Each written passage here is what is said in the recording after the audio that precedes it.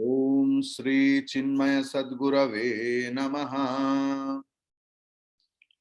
So in short, what we were discussing yesterday, that the concept of truth is not easy to comprehend, not to express. But the special style and technique followed by the sacred Upanishads bring the truth nearer to us. So now the thing is,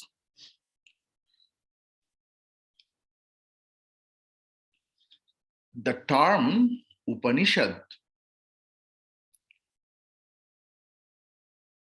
vaguely or grossly, it's a book.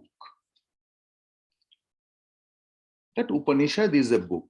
I have purchased this Upanishad, Kaivalya Upanishad. I have purchased Ishopanishad.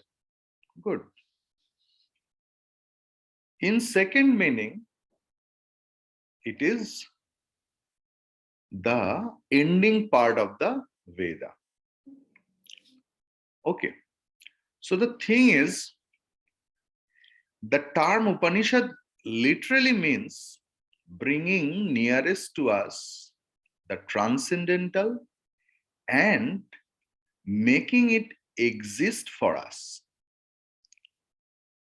They make the incomprehensible truth comprehensible, the self which is ever with us but lost to us in the clouds of our misapprehensions,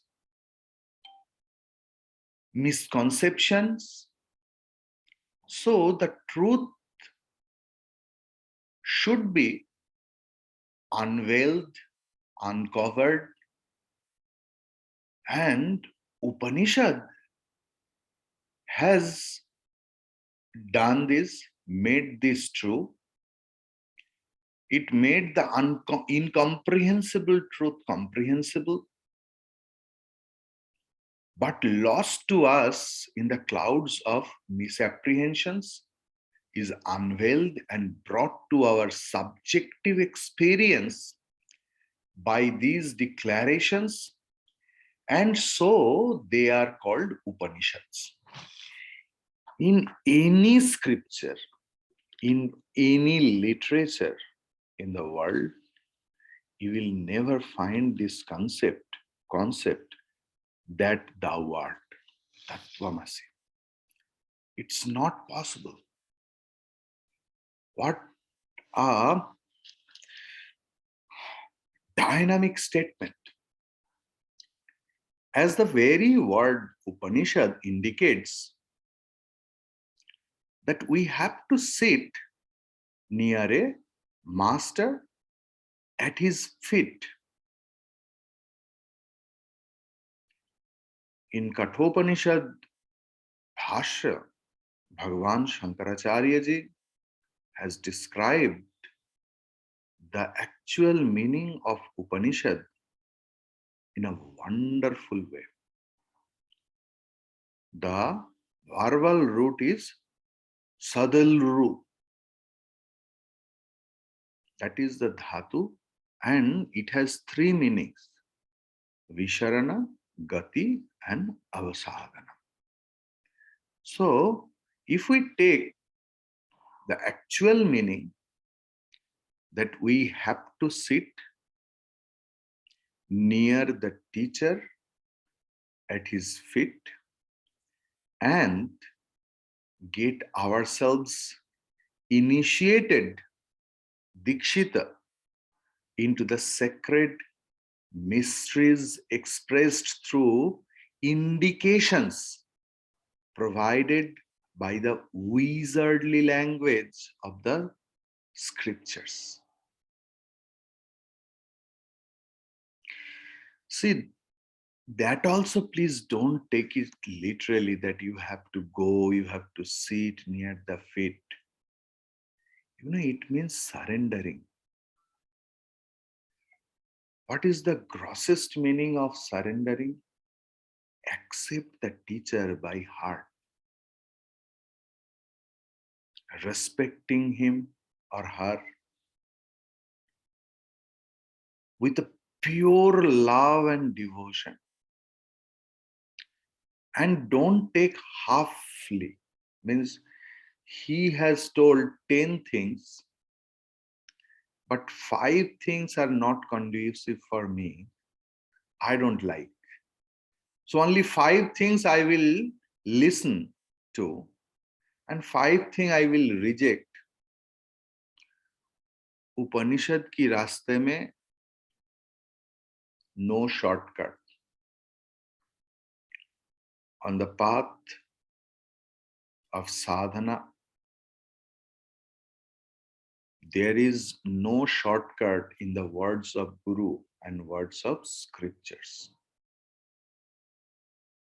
And only a responsible teacher knows to whom the teacher is talking, why he is talking so. Only a responsible, realized teacher knows क्यों एक student को ऐसे बोल रहा हूं. Because a teacher is like a doctor. He knows what medicine should be prescribed to whom. So if the students or the patients start comparing with each other, that the doctor loves you so much, that is why he has given you so many medicines, and for me only paracetamol or only Dizin.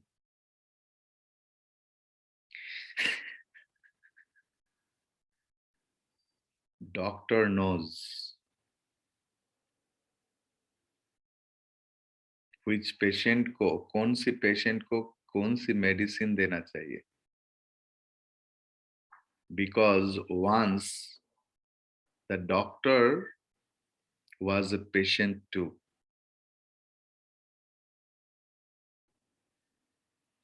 Teacher भी कभी student था.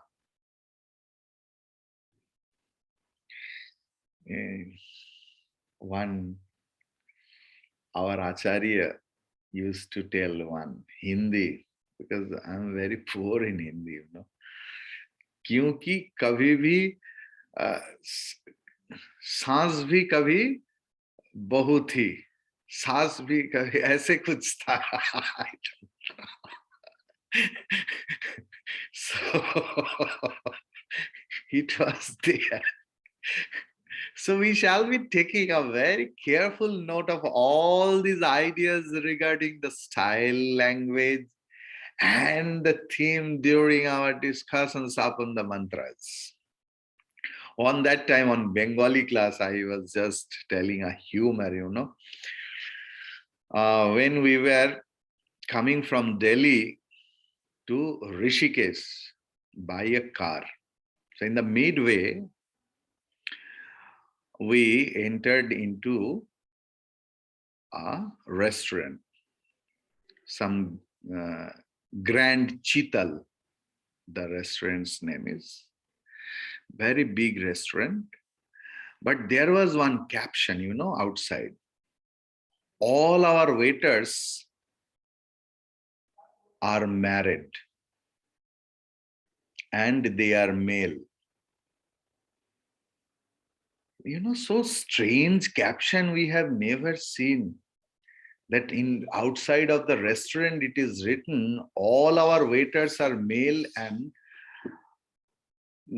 married. When we entered into the restaurant, there was another board. So it was written, they know how to take orders. So, so believe me, I have taken the picture, I can show you. It's wonderful. So, rest of the thing. Now, the thing is how we will work on it.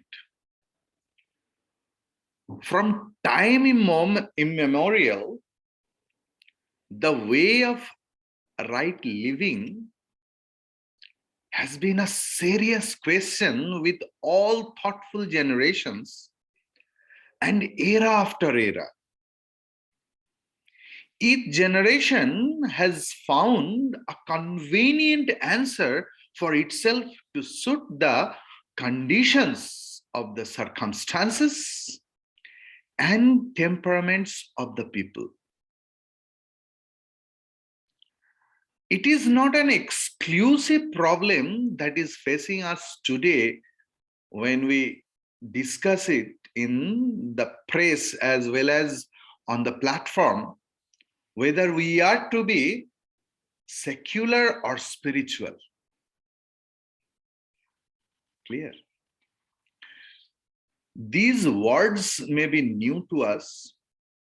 The problem may look like a new weapon forged at the anvil of our times, but the fundamental idea underlying them is eternal and is ever the same. The fundamental problem of men means men and women, are same. Only some external textures are different. Clear?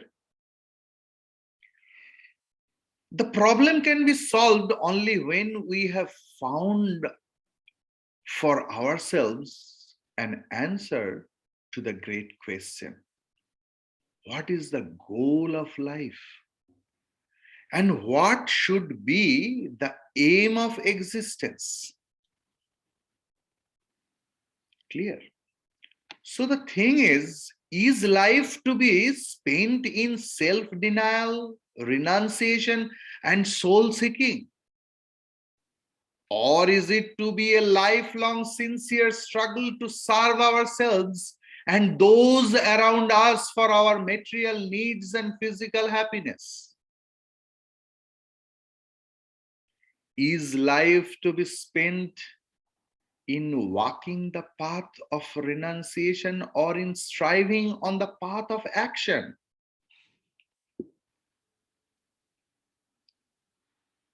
Because in one Upanishad says, Tyagena eke amritatva manasu. Only by renunciation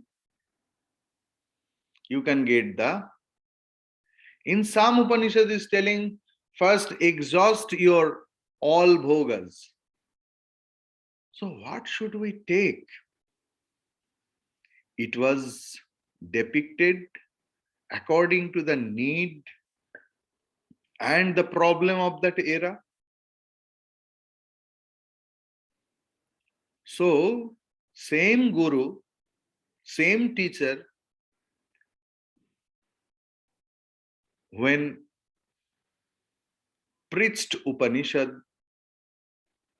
sometimes in contradictory manner, but literally there is no contradiction. All contradictions are in the external part. Even this is not a new idea at all. Amongst the philosophical literature of India, we find that we had among our great thinkers those who had advocated a synthesis of karma and jnana, and they were called the samuchayavadin, synthesis of action and wisdom or knowledge. Even among these advocates of synthesis, there were three distinct groups. Some emphasizing the need for a synthesis in which importance should be given to karma, others to jnana, means knowledge, and still others who glorified a synthesis of equal dose of both action and knowledge. So, first one was the school of thinkers who advocated the yoga of synthesis. Second was karma pradhana, action dominated people. The third kind is jnana pradhana. They are knowledge oriented, they are domination and everything on knowledge. And fourth one is samapradhan, synthesis of four things: jnanam, bhakti, karma, and hatha yoga or raja yoga. Because raja yoga thing has been taken up by Swami Vivekananda. Now the question is whether we will be secular or divine. Roughly, we may say that during every changing century in the history of man, there was a swing between the two extremes, work and knowledge, secular and divine. One era advocating the quiet growth in the inward life and the attainment of the consequent mental and intellectual culture, and another era emphasizing and advocating endless bloodshed,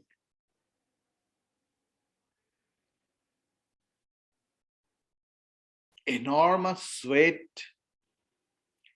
and fatiguing toil in bringing about more and more material welfare into the domestic, social, and national life, and thereby raising men and institutions to the peaks of Mammon's own heaven. We, as a generation, may be said to be living now at almost the fag end of the material swing. The world is getting exhausted and fatigued with its own material exertions and with tears in its eyes, despair written large on its face, regretting its follies and panting to regain its lost kingdom to peace and quiet growth. And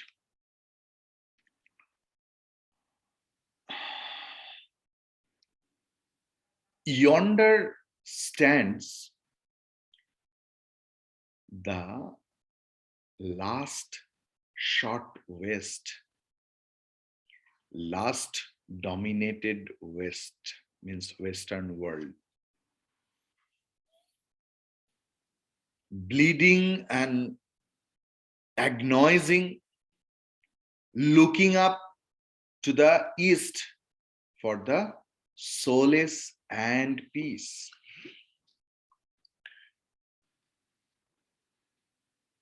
See, now the Western world has changed literally, because Western people came to the East and they have learned, and Eastern people and a number of Eastern people stationed in the Western world, and they are trying tirelessly to preach the message of the East.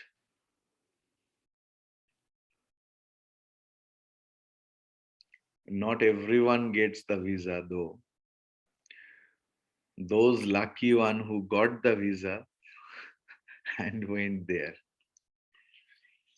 The great rishis of old, as observed of the life entire, had watched this periodical swing in the attitude of societies and communities, and had tried their best to come to a correct grasp and understanding of the problem in its right perspective.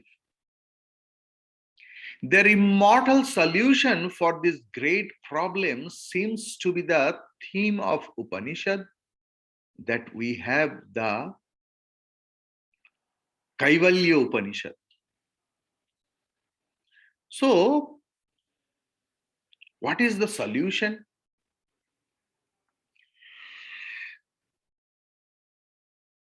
As and when we are dissecting finally the mantras of Upanishads, discovering for ourselves their beauties of expressions and wealth of knowledge, we shall certainly watch for the direct and final solutions that these great masters have pointed out to us. There is a call certainly to the path of knowledge, but they do not condemn the path of karma or action. On the other hand, they too emphasize its importance in the scheme of greater life of renunciation. According to them, we may say that the path of action is to be lived intelligently and with religious zeal, so as to complete our biological, mental, and intellectual development. At the end of it alone can we strive sincerely and hope to walk the path of knowledge and successfully reach the higher peaks of perfection and truth. So, thus, the rishis cannot be considered as condemning the path of action as anything contradictory to the path of knowledge, nor are they recommending it as something to be taken together in hand in a spirit of synthesis. On the other hand, they recommended both of them to be followed serially. First, desire motivated actions, followed by desireless actions, which develop the individual's mental and intellectual potentialities, and which makes him fit for the highest vocation in life, called meditation.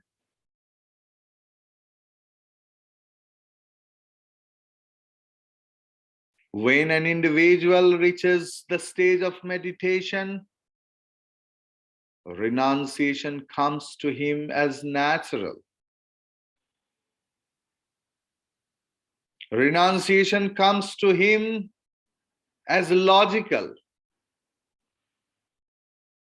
Renunciation comes to him even as unavoidable. We shall see this theory stage by stage revealed to us as we go through the mantras in all details. So, not a single path we can't condemn.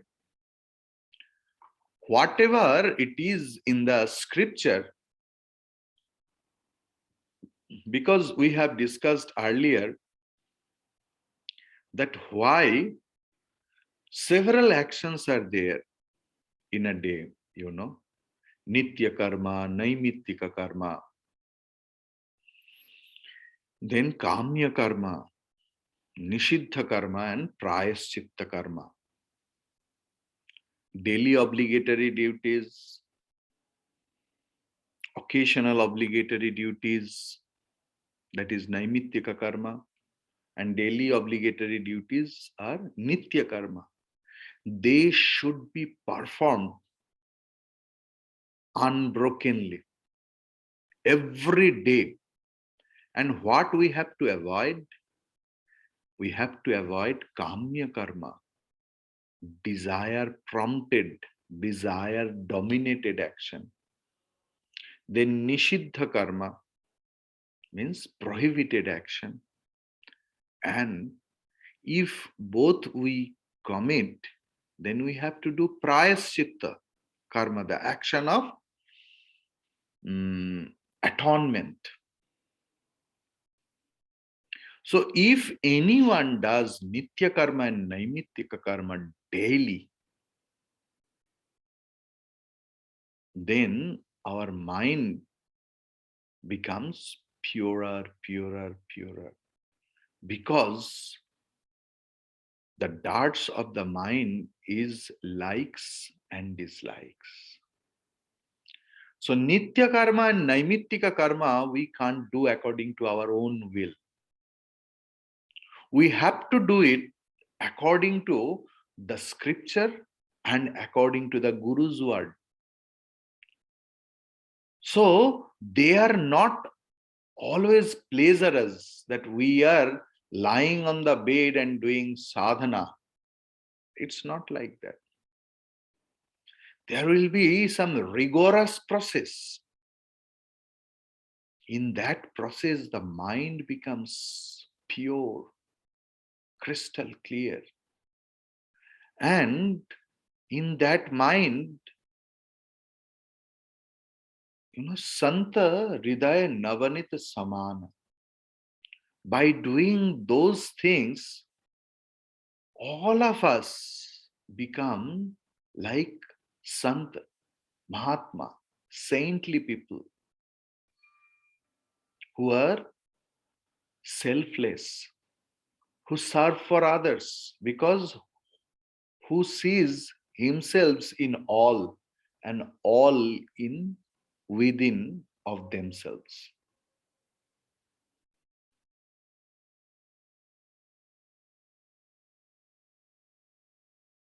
जो पूरा जगत में खुद को देखते हैं और खुद में पूरा जगत को देखते हैं, वही संत है. So that saintly person are ready for accepting the knowledge, ready to accept the gist of the teachings of Guru.